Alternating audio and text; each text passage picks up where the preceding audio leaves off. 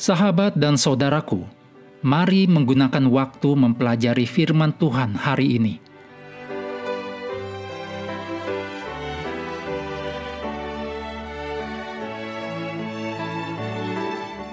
Kita mulai dengan doa singkat yang didasarkan dari Imamat 23 ayat 3. Pada hari yang ketujuh haruslah ada Sabat, hari perhentian penuh, yakni hari pertemuan kudus. Janganlah kamu melakukan sesuatu pekerjaan.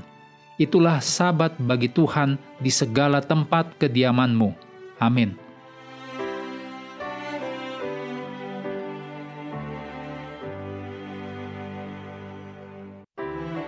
Kamis 14 Agustus.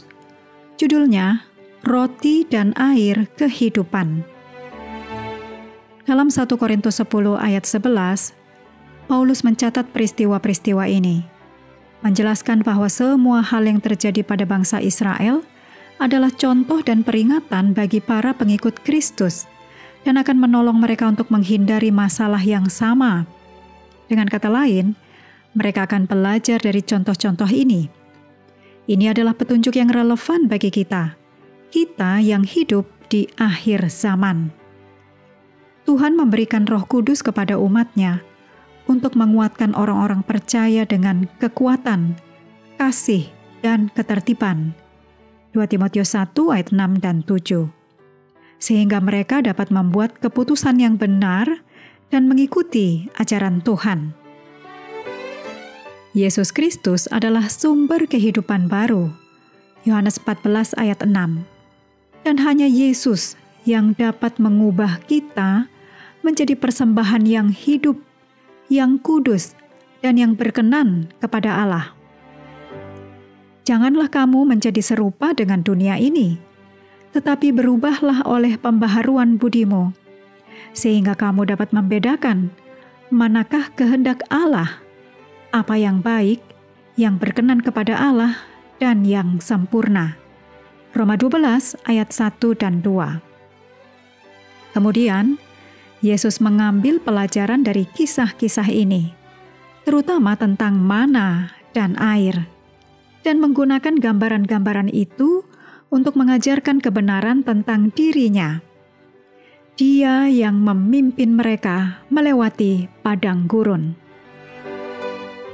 Dalam Yohanes 4 ayat 7-15 dan Yohanes 6 ayat 31-51 dinyatakan kebenaran bagi kita orang Kristen. Perempuan Samaria itu menemukan bahwa Kristus menawarkan sesuatu yang tidak akan ia dapatkan di tempat lain. Kehausan batin akan kedamaian, sukacita, dan kebahagiaan berasal dari Allah. Dan dengan demikian hanya Allah yang dapat memuaskannya.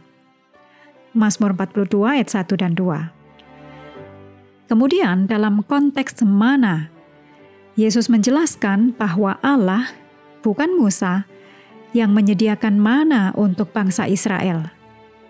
Kemudian Yesus menyatakan, "Akulah roti hidup. Barang siapa datang kepadaku, ia tidak akan lapar lagi." Yohanes 6 ayat 35. Yesus mengulangi 3 kali bahwa Dia adalah roti hidup. Yohanes 6 ayat 35, 41, dan 48. Sebagaimana mana di padang gurun adalah roti dari surga.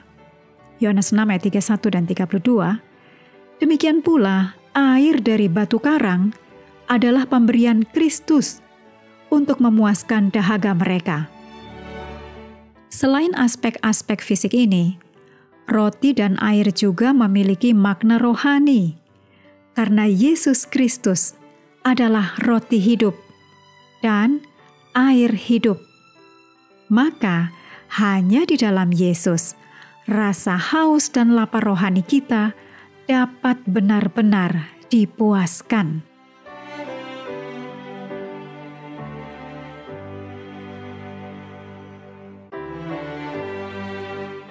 Mengakhiri pelajaran hari ini, mari kembali ke ayat inti, Keluaran 16 ayat 28-30.